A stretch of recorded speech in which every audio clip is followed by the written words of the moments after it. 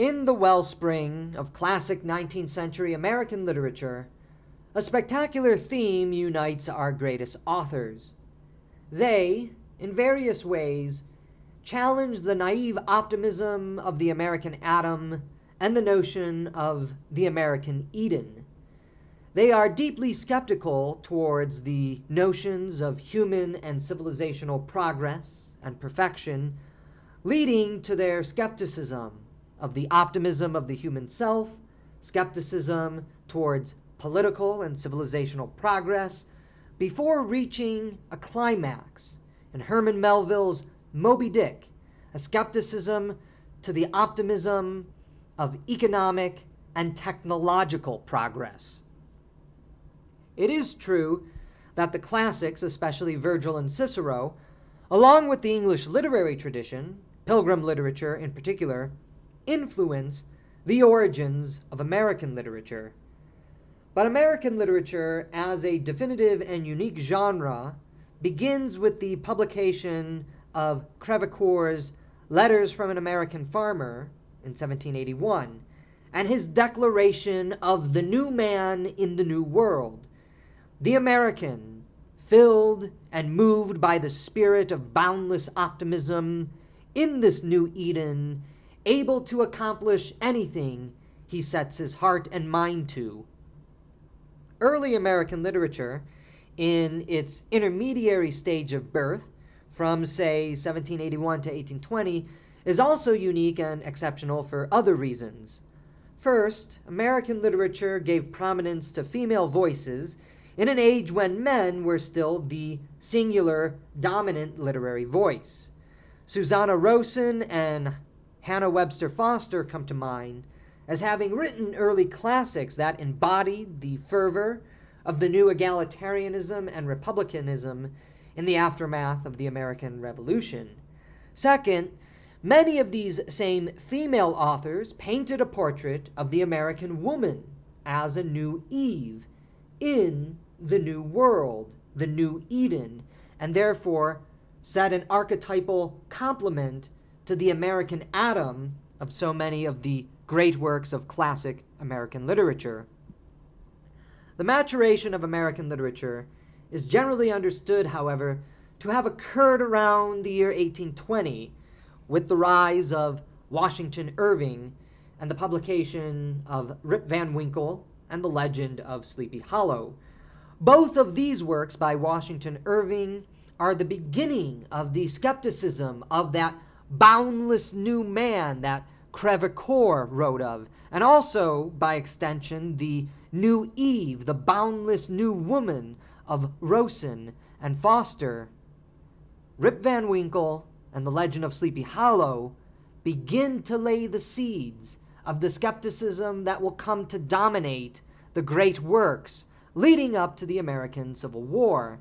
And thus, it is in the 1820s through the 1850s, just prior to the tragedy and the horror of the Civil War, that we witness the great flurry of literary activity that produced some of the treasured classics of American literature that we're going to focus on in this lecture: The Scarlet Letter, The Last of the Mohicans, and of course, Moby-Dick.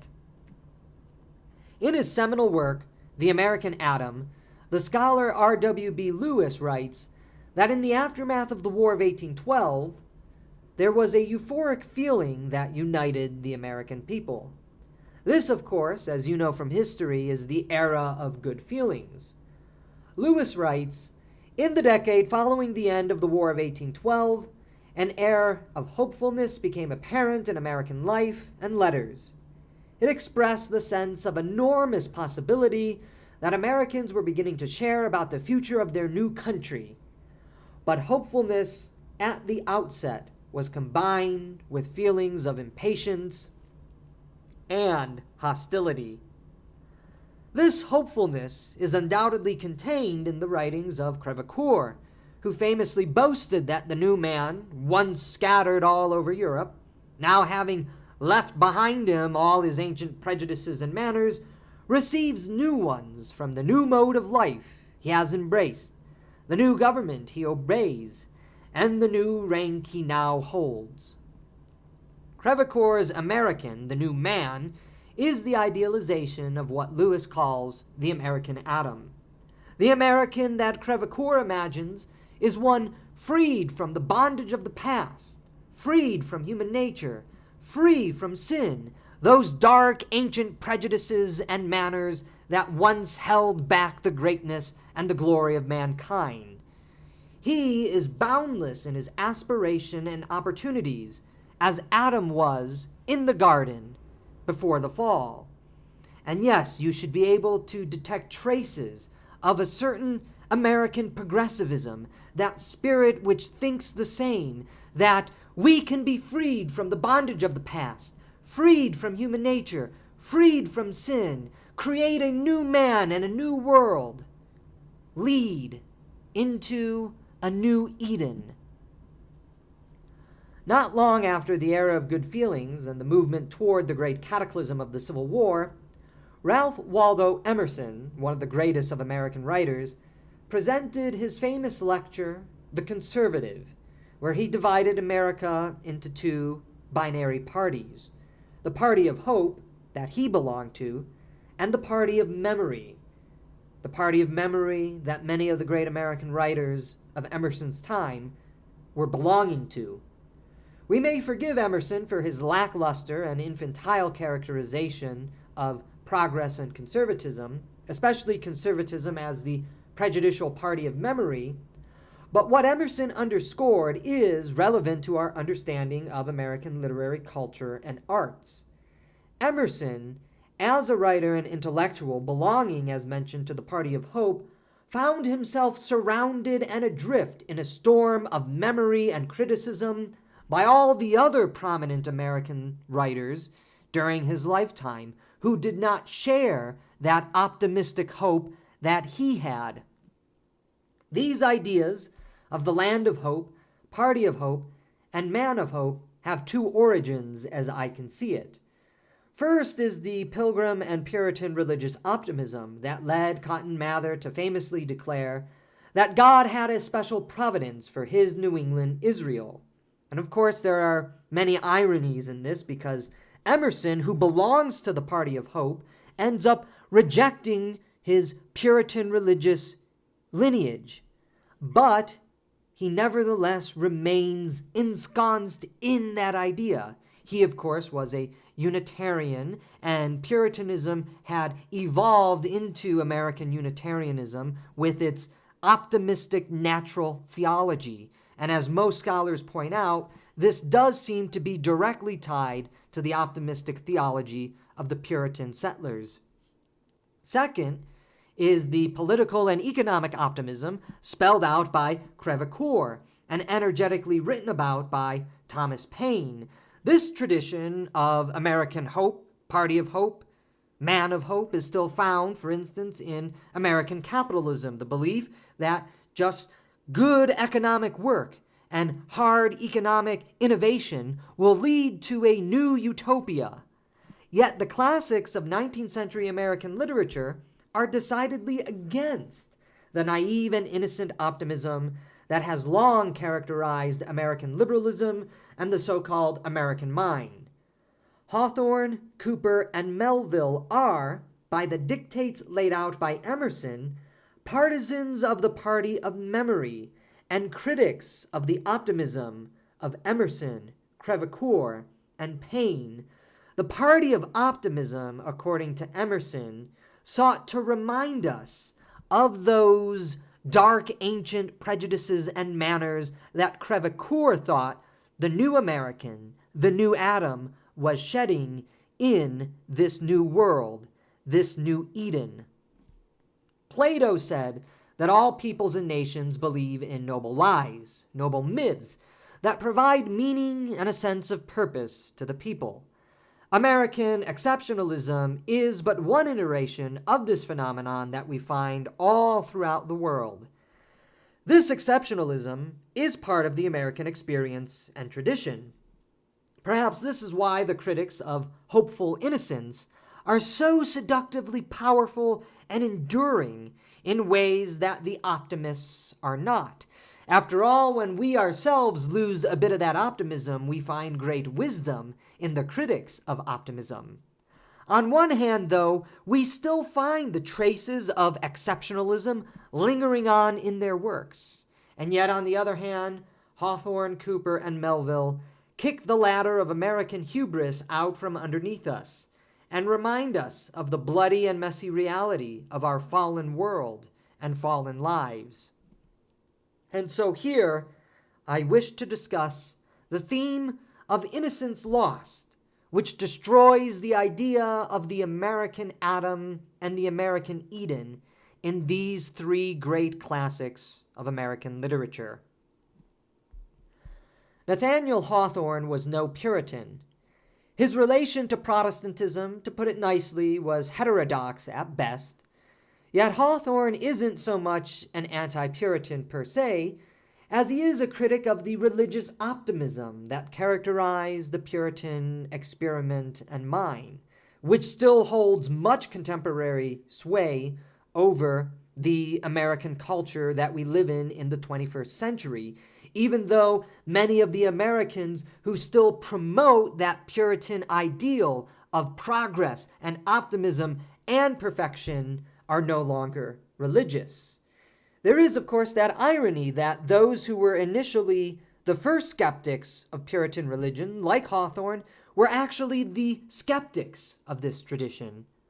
Hawthorne's endurance, I will argue, is in fact that he criticizes the religious optimism that stems from the Puritan heritage, but retains certain Puritan inheritances within that criticism and skepticism.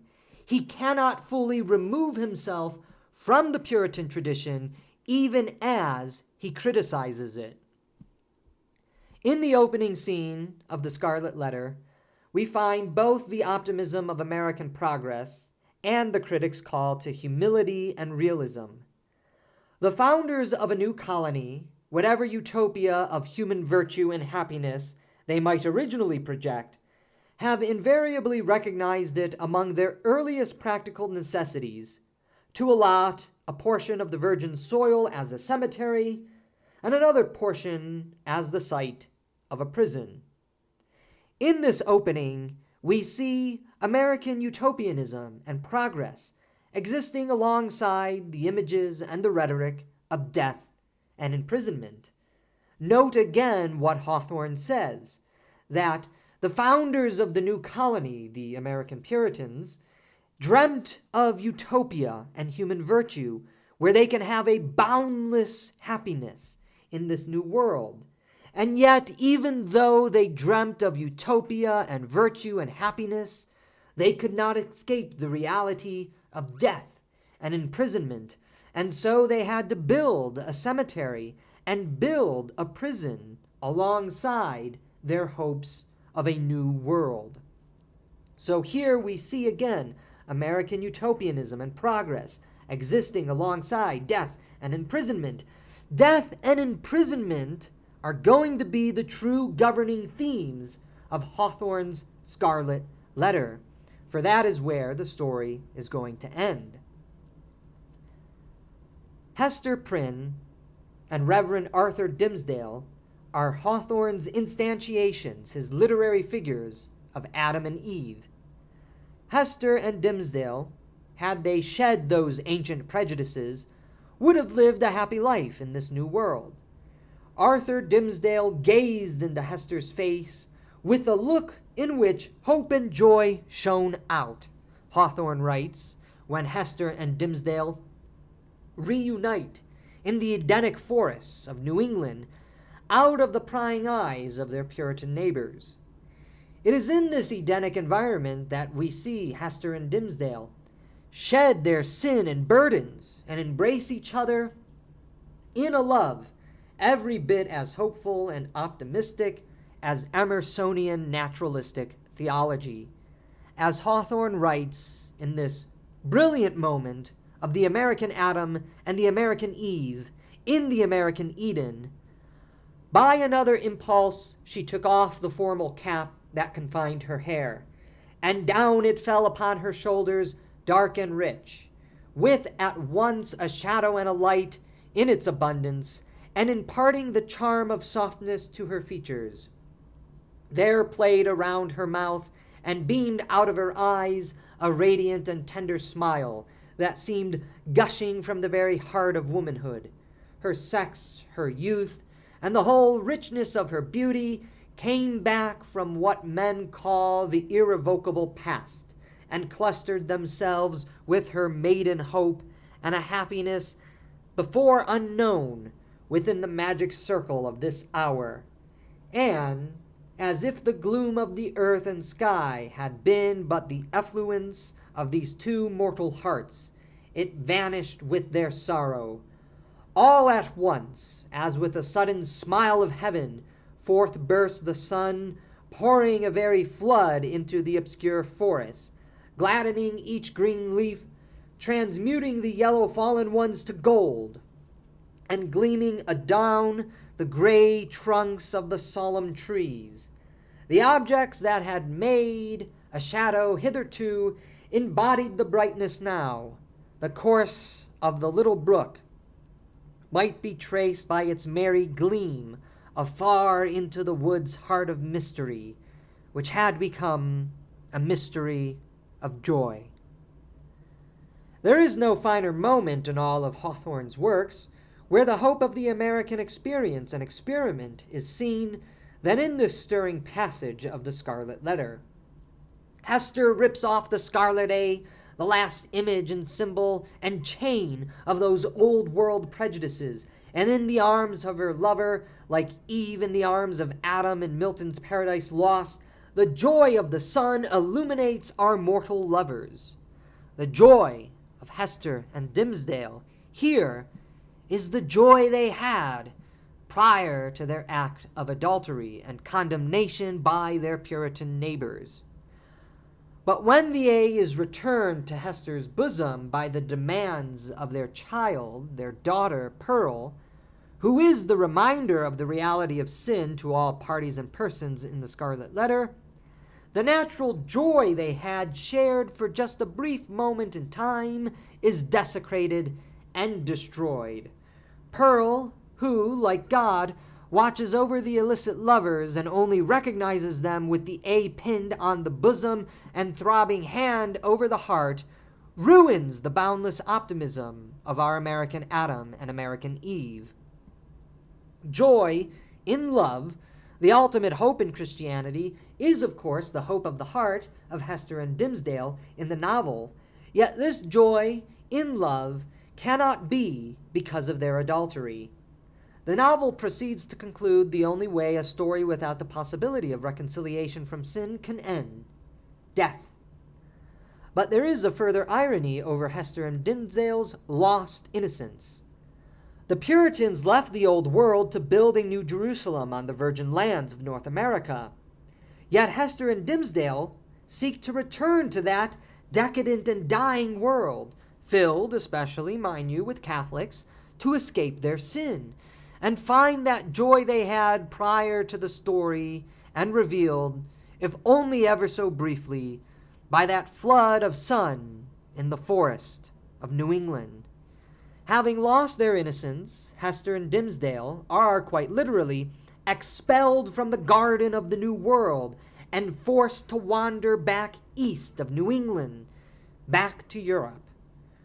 This exile, however, is cut short by Dimmesdale's death. Hester, as we know, lives on for a little bit longer, but also dies as well.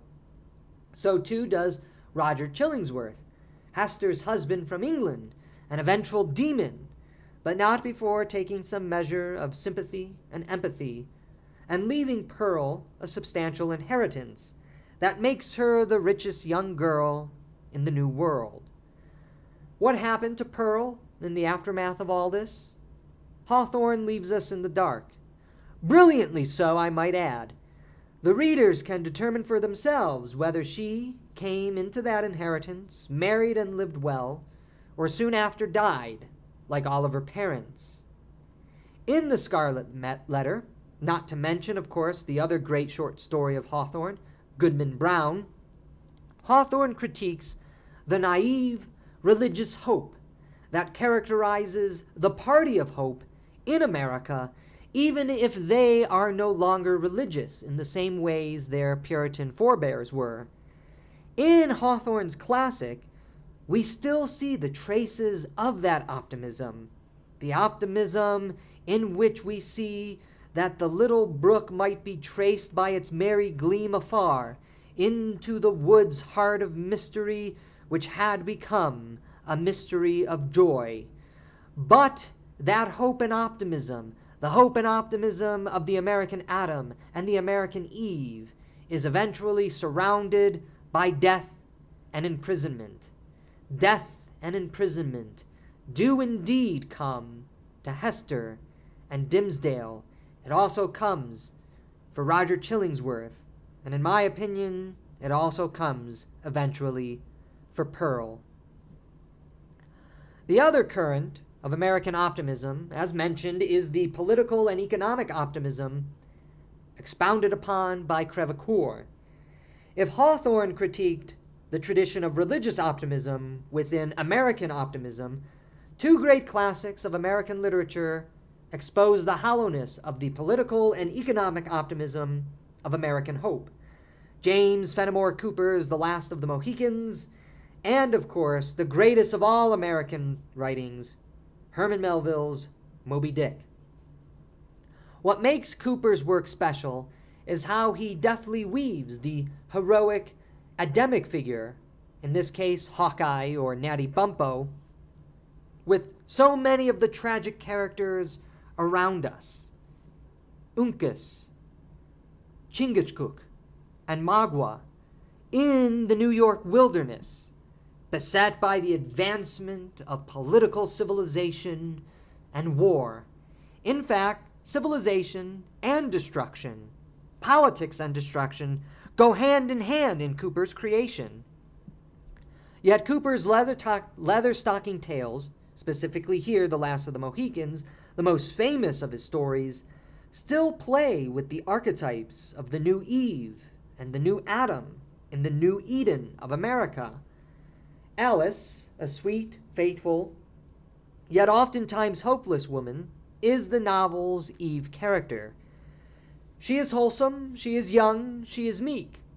But who is the new Adam? It is not Hayward, but Hawkeye. We also have instantiations of the noble savage. Magua first appears as someone different from the rest of the English soldiers he is accompanying to Fort William Henry. So too is Uncas, a noble savage whose heroism contrasts with the demonic deceit of Magua.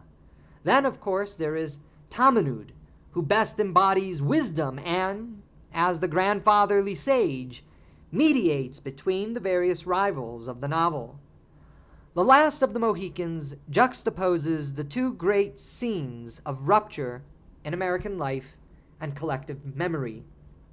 We witness the serenity of nature as well as nature's suffocation under blood, smoke, and gunfire, which is bringing about the extermination of the Native American tribes. And thus we see again the two great scenes of rupture in American life and collective memory, the destruction of the wilderness and the destruction of the Native Americans. The wilderness, the garden, this new land of promise, is sometimes buried in eternal sleep, not the least sound arising from the forest, unless it was the distant and scarcely audible rippling of water course. Birds, beasts, and man appeared to slumber alike, if indeed any of the latter were to be found in the wide tract of wilderness. But the sound of the rivulet, feeble and murmuring as they were, relieved the guides at once from no trifling embarrassment, and towards it they immediately held their sway.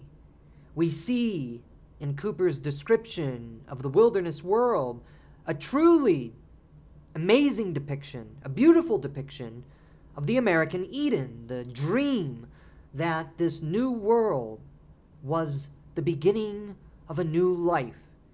Yet such serenity, where birds, beasts, and man appeared to slumber alike, is ultimately destroyed. A frightful change had also occurred in the season, Cooper writes. The sun had hid its warmth behind an impenetrable mass of vapor, and hundreds of human forms, which had blackened beneath the fierce heats of August, were stiffening in their deformity before the blasts of premature November. The curling and spotless mists, which had been sailing above the hills toward the north, were now returning in an interminable dusky sheet that was urged along by the fury of a tempest.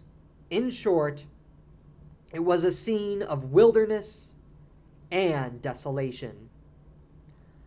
But the destruction of the wilderness is not Cooper's only concern. Instead, it is the political destruction of people, and how neither the American atom nor the noble savage can escape the vicissitudes of time and history, the time and the history that will bring about destruction in all its wake, a scene of wilderness and desolation. Hawkeye, as we know, is a white Englishman who has escaped those ancient prejudices and hatred to find a home with his adopted Mohican family. Yet entering this Edenic world means he has inadvertently fallen into the tragic world, in which an entire race of people is moving toward their extermination. Hawkeye is heroic. He is at home in the wilderness, but it is not the wilderness of hope and progress. It is the wilderness of tragedy. He is constantly at war in the wilderness, and never has that prelapsarian serenity in any of his adventures. We meet Hawkeye when he, Chingachgook, and Uncas save Hayward, Alice, Cora, and David from Magua and the treacherous Huron.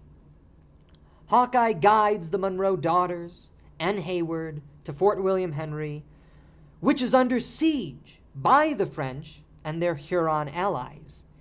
He again appears to save Alice and Hayward and David from the vengeful hand of Magua during the climax of the story. Hawkeye lives in the heroics of history, but is not allowed any serenity in the primitive hope of peace in this Edenic world. Additionally, we dive deeper and deeper into the hell of the New World experienced by Magua, by Uncas, by Chingachgook, and Tamenud.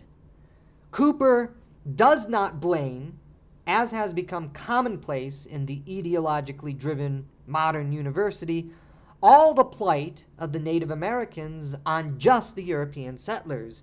That is a big part of this story. Mind you, it is the progress of civilization. It is the battle of politics between the English and the French, which is bringing so many Native American tribes to extermination.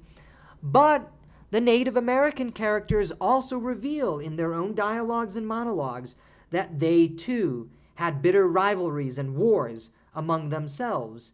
Cooper is also critiquing that Rousseauian idea of the noble savage, that the noble savage was some pure, innocent, holy, righteous, and virtuous being.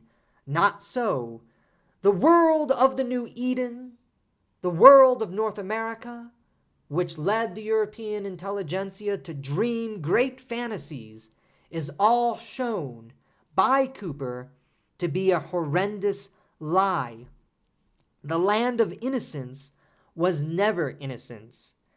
Now, however, the land is becoming one governed entirely by death and destruction.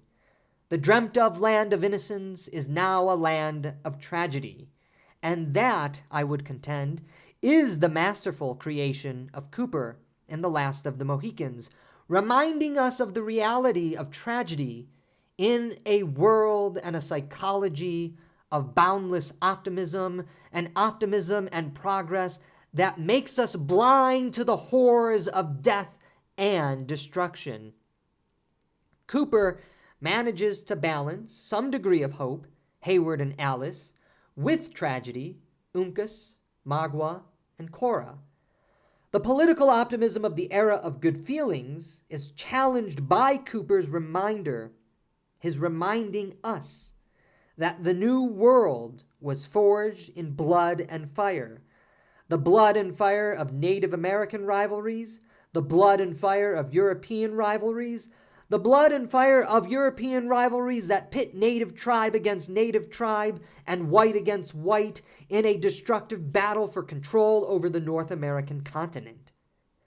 Not only has the prejudicial old world come to taint this new world, but this new world was never quite free of old world prejudices to begin with. Huron, Delaware, and Mohican have all exuded those prejudices which make, and continue to make, the wilderness a graveyard, a place of desolation and destruction. The last of the Mohicans is the great American tragedy, exposing the emptiness of the optimism and the hope of civilizational and political progress. Yet Cooper is, to a certain extent, sympathetic and empathetic to the Native American plight. As Chingachgook cries as he buries his son Uncas, he exclaims, "My race has gone from the shores of the Salt Lake and hills of the Delawares, but who can say that the serpent of his tribe has forgotten his wisdom? I am alone." Hawkeye comforts his adoptive father, and the novel ends on an atmosphere of bleak tragedy. Chingachgook has lost his only son, and with him the final seed of his people. The cost of civilization is not just the ongoing desolation of the wilderness, though it is certainly that, but the destruction of entire peoples. As Tamenud prophetically says at the end of the novel, "The pale faces are masters of the earth, and the time of the red men has not yet come again. My day has been too long. In the morning I saw the sons of Unamis happy and strong, and yet before the night has come, have I lived to see the last warrior of the wise race of the Mohicans."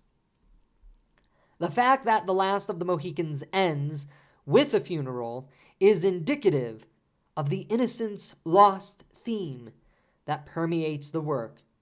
It is a somber and moving reminder. It has these great moments of hope and optimism for life and new birth and new love, but it is an eternal reminder that tragedy surrounds us and governs our world.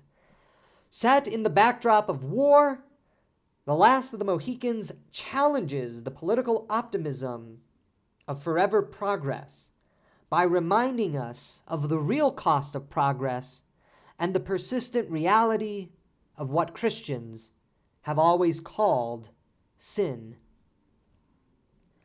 While Hawthorne and Cooper challenged the religious and the political optimism of hopeful innocence, respectively, Melville provides the most dazzling critique of American optimism in Moby-Dick, targeting the economic and technological progressivism that so dominated the American psyche from the time of Thomas More and still dominates the American psyche today. Moby-Dick, more than any other classic work of 19th century American literature, is a direct challenge to Crevecoeur's thesis. Perhaps fittingly, the famous opening lines of Melville's classic evoke Crevecoeur's new man idea. "Call me Ishmael." It is not, "I am Ishmael," or "my name is Ishmael." Rather, it is "Call me Ishmael," a command given by the authorial protagonist. He is not telling us who he is giving us a demand, saying that we must call him by a particular name. It is a self-created identity. It is the self-created identity of Crevecoeur's American farmer. Whereas Crevecoeur's New American Farmer is at home with the pastoral ideal, Ishmael cannot find such a home. He is everywhere enclosed by the realities of technological civilization burdening him. Melville is unique among American writers in having initially scorned romantic pastoralism. But as he aged, and one would argue grew wiser, Melville became alienated from the mechanistic and industrial urbanity that defined the progress of American civilization. Melville's own dynamic movement away from the horrors of industrial progressivism toward a sympathy but not outright endorsement of the pastoral ideal is played out for us in Ishmael and his foil, Captain Ahab. Ishmael, like Ahab, originally informs us that he joined the Pequod because of the overwhelming idea of the great whale himself, and of course the need for an income. Ishmael goes even further to offer the standard economic argument of progress as to why whalers are the true wheel of the comfort and peace of the entire world. Ishmael is, here, Crevecoeur's ideal American.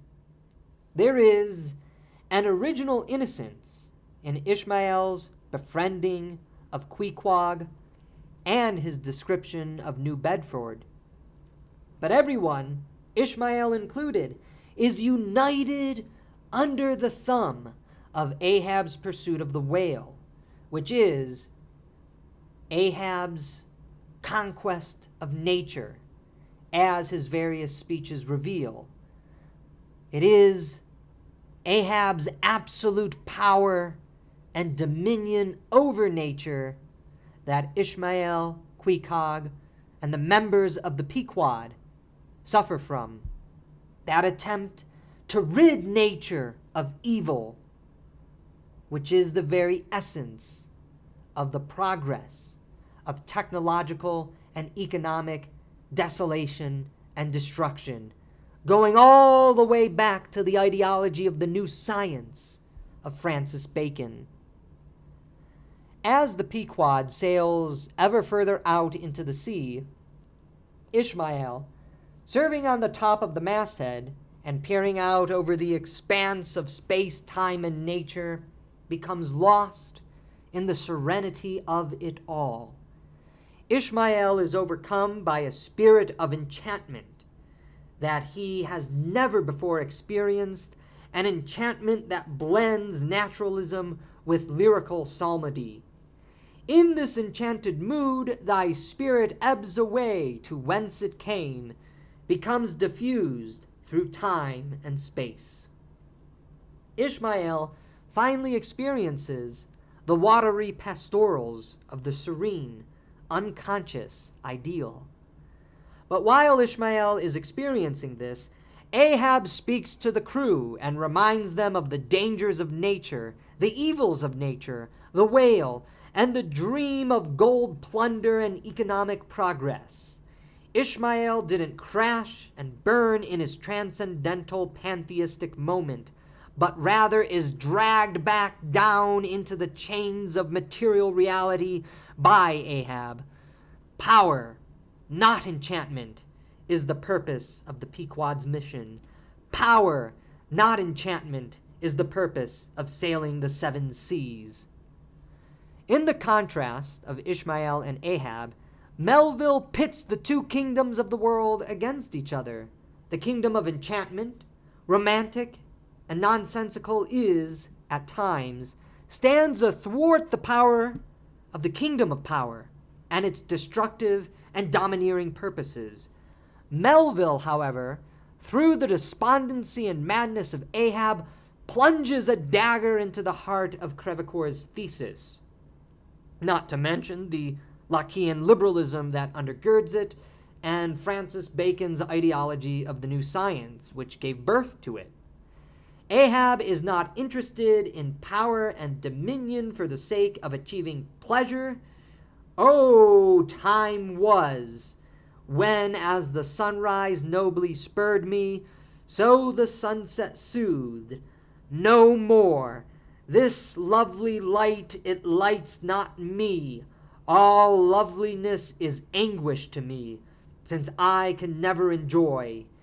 Gifted with the high perception, I lack the low. Enjoying power, damned most subtly and most malignantly, damned in the midst of paradise. So says Ahab. Ahab is invested in power for power's sake, as he says. His ego and will are united in the prideful attempt to destroy nature altogether, and in the process, man himself. In Ahab, Melville paints the gritty, realistic portrait of the iron way.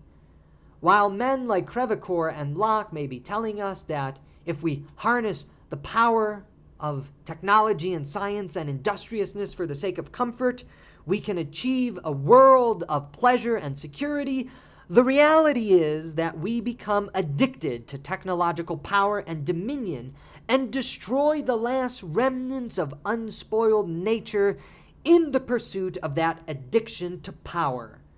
The terrifying reality of economic industrialism and its destructive spirit to nature and to man himself is further realized as we approach the climactic battle between Ahab and the great white whale. Machinery and fire are now the images that Melville uses to describe the preparation for this great conflagration, the great apocalypse on the high seas. With huge pronged poles, they pitched hissing masses of blubber into the scalding pots and stirred up the fires beneath, till the snaky flames darted, curling, out of the doors to catch them by the feet. The smoke rolled away in solemn heaps, their tawny features now all begrimed with smoke and sweat, their matted beards and their contrasting barbaric brilliance of their teeth, all these were strangely revealed in the capacious emblazonings of the works. The economic way of life, so lauded by Crevecoeur and Locke and others, has a demonic, dark undercurrent to it. Aboard the Pequod, man has become a slave to this economic adventure for power. He is alienated, he is enslaved, he is detached from nature, and he dies because of it. The Pequod, as we know, is the moving symbol of economic civilization. The men are all us. They are not self-made men. They are not free.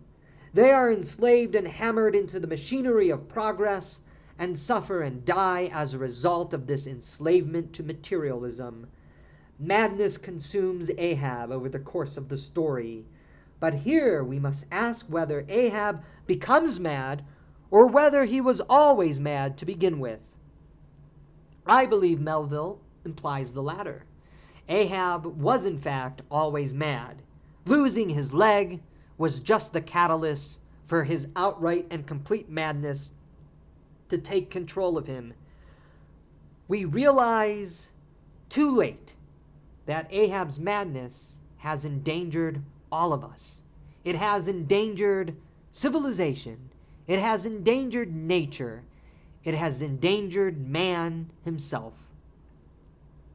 What began in optimism, the adventure to hunt Moby-Dick, has become a terrifying and cruel descent into hell. The Pequod story is our own story. America began in optimism. It has fallen now into a death spiral of endless economic exploitation and the pursuit of power. How do we escape the reality of this madness which consumes us? By returning to the kingdom of enchantment, as silly and ridiculous as that sounds for modern man. Ishmael is saved because he is the only one to free himself from Ahab's will, from this enslavement to the iron way of technological civilization.